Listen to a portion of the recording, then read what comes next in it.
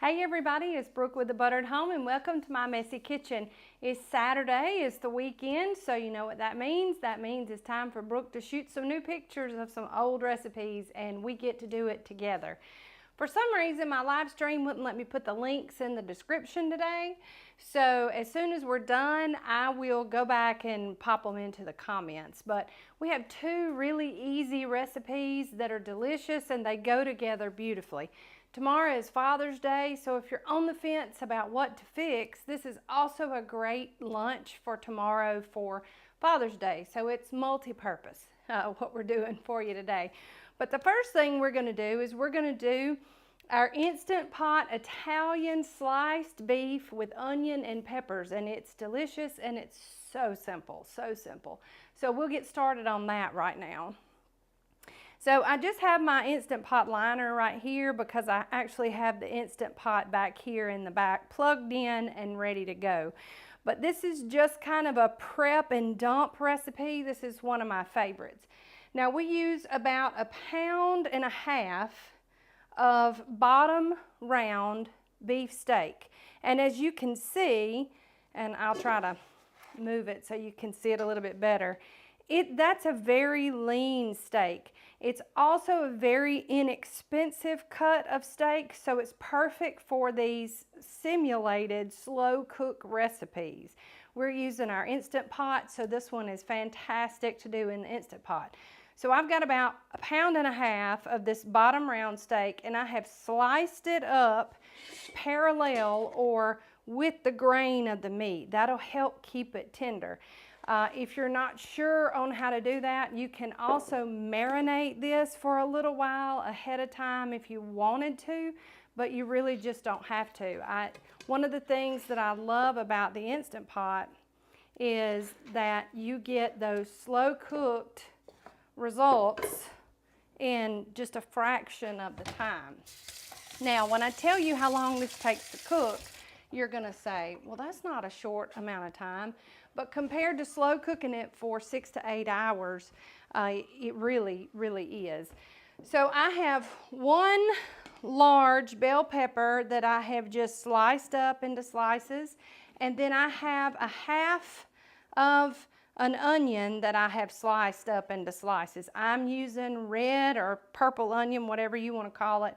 But you can use any onion for this. This is great to have with just a side of rice, or you can put it in these hoagie buns, which is what we're probably going to do. So I'm just layering everything in here. I put the sliced beef down first, and now I'm just putting the peppers and the onions. So that is one whole bell pepper, any color. I had green, so the red and the orange and the yellow are a little sweeter than the green. So if sweet is not what you're going for here, then if you want something a little spicier like what we're doing, then the red or the purple onion is going to be your best fit. So to this, it's really just simple seasonings.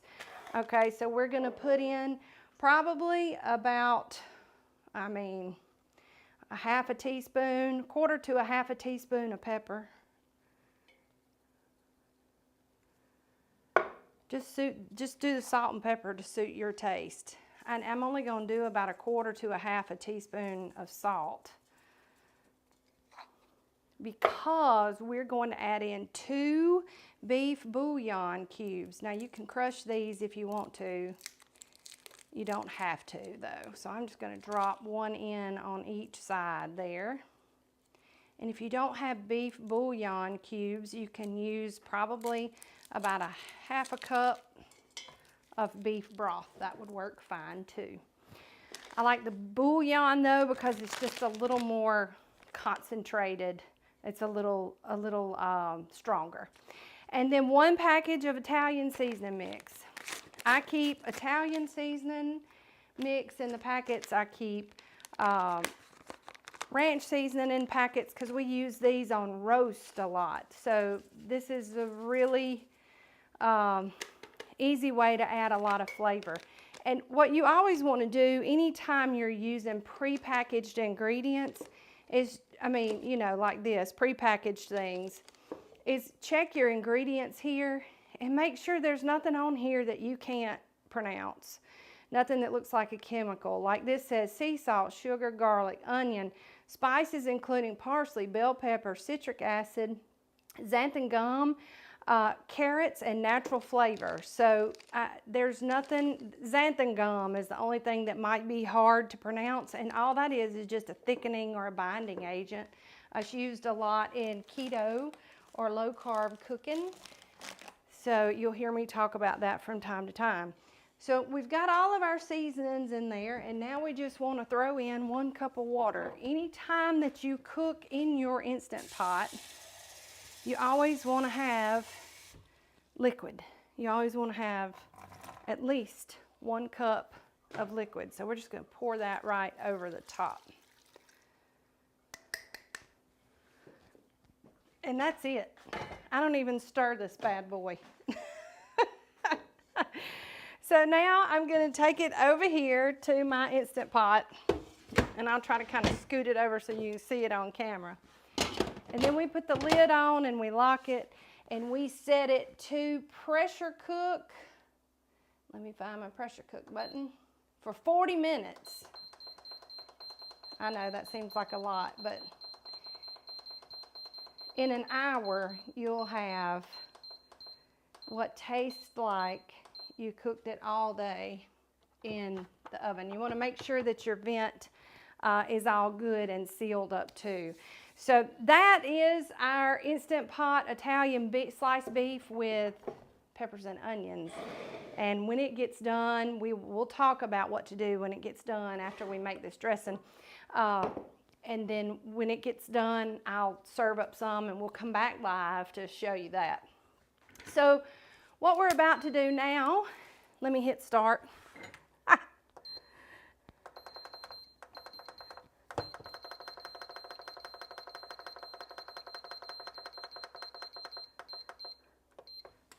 This is a different model than my one in the house, so I always have to hit start on it. Normally on my Instant Pot model, you don't have to hit start. So I've got 2 of them, and I forget which one I'm using from time to time. All right, let me get my cutting board. So what we're making now is a sweet vidalia onion dressing.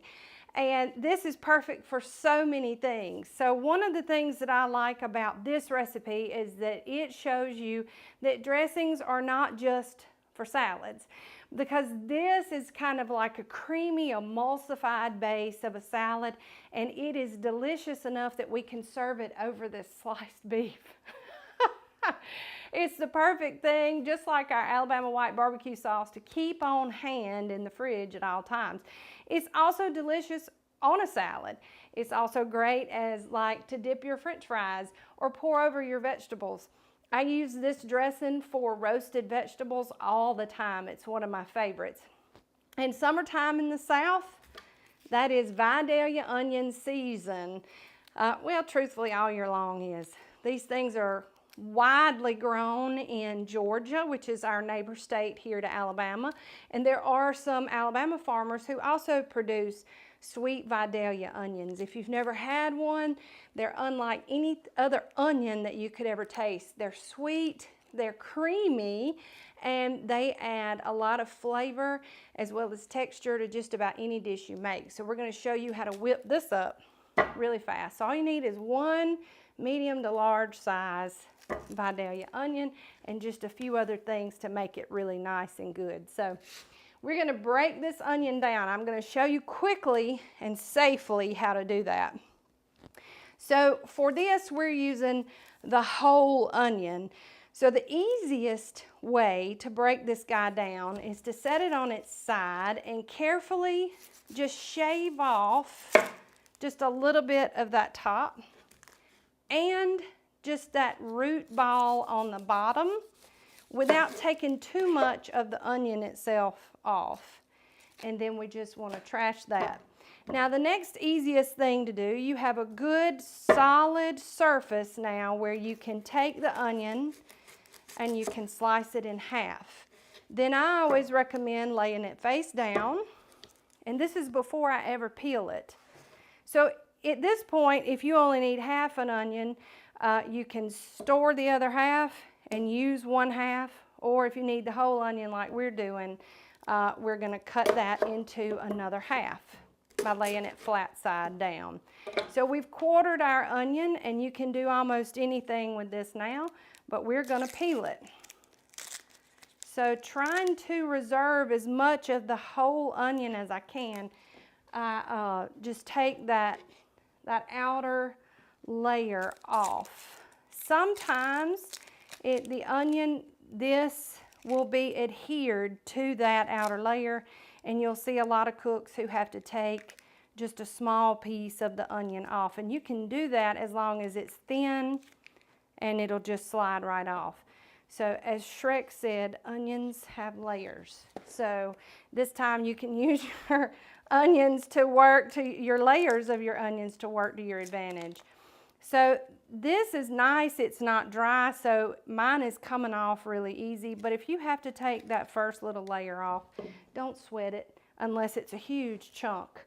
Now, I don't like to see people go in and take off 2 or 3 layers just to get the paper off. That kind of looks wasteful to me. So, and then a lot of times you might get to that top layer and have some of that brown on there. So we just make the decision and just take it off. So now I'm going to get my blender, and I'm going to put all 4 quarters in here, just like that. Move some stuff, and you can break it down a little further if you want to. I keep my cutting board close by in case we have to do that very thing if it won't kind of chop it up like we wanted to. So what we're going to put in now are just a few other little flavor components that just make this just even better. So we're going to add in about 2 tablespoons of honey and sweet onion. That's my kind of dressing. We're going to add in 1 tablespoon of spicy brown mustard. You can use Creole mustard if you want to spice things up a little.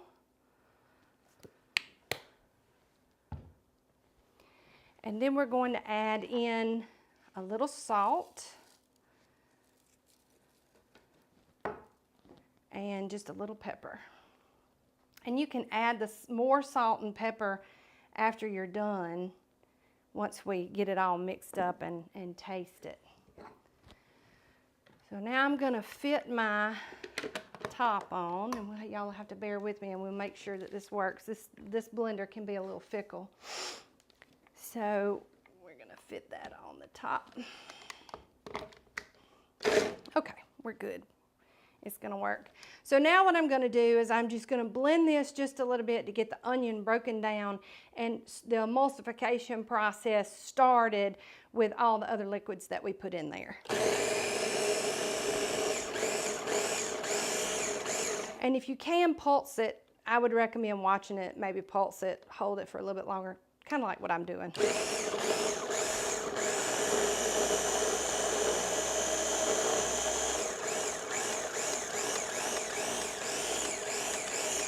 Okay, perfect. So now what I'm going to do is I am going to add in about 3/4 of a cup of oil. I'm using avocado oil. You can use olive oil. You can use even canola oil. But I like avocado oil because it doesn't add any additional flavor, because we really want the flavor of the onion to shine in here along with the honey and the mustard. So I'm just going to drizzle that in.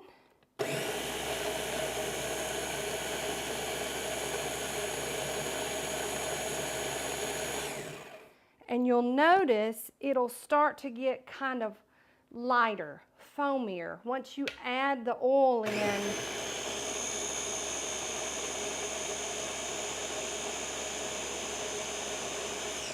mix it in really well, and it just emulsifies it even further. And it takes that liquid state and turns it into what we know as like a dressing. So I'm going to get my spoon. Excuse me. Pepper. I'm gonna get my spoon and just rub it in there. And it's got a nice smooth texture. That's delicious. I'm gonna add just a bit more salt and then give it one more good whirl. Oh, it's so good. It's so good. I could probably just eat it by the spoonful if you want to know the truth. All right, so let's.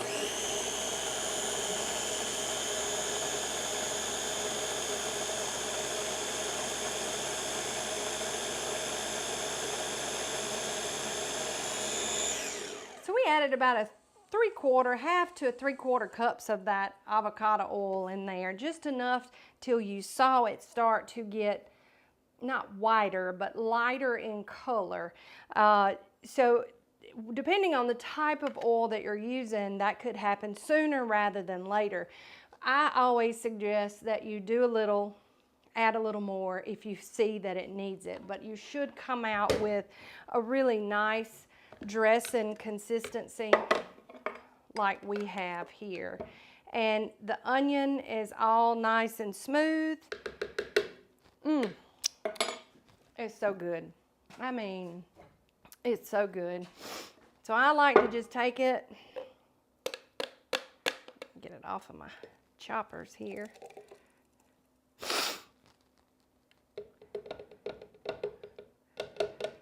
And just put it into a pretty little serving dish, or in this case, a little pour serving dish, and then cover the top and keep it in the refrigerator just until we're ready to use it. Now, if I'm serving it with something today, like I'm going to, then I'll put it in this pretty container and just cover it up and keep it. Otherwise, I'll put it into a mason jar or a ball jar so that it can be tightly covered and keep it in the fridge to have on hand at all times.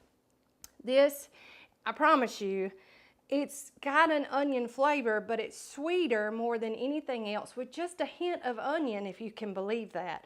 So when we get done here, I'll drop the links to both of these recipes into the comments so that if you wanted to check them out while we were still cooking, then you certainly can. We will be back live with you when the sliced beef gets ready so that we can show you how we like to serve it and so you can see the finished product. So as always, we would appreciate it if you would share this video. If you're watching us on Facebook, those shares mean the world to me.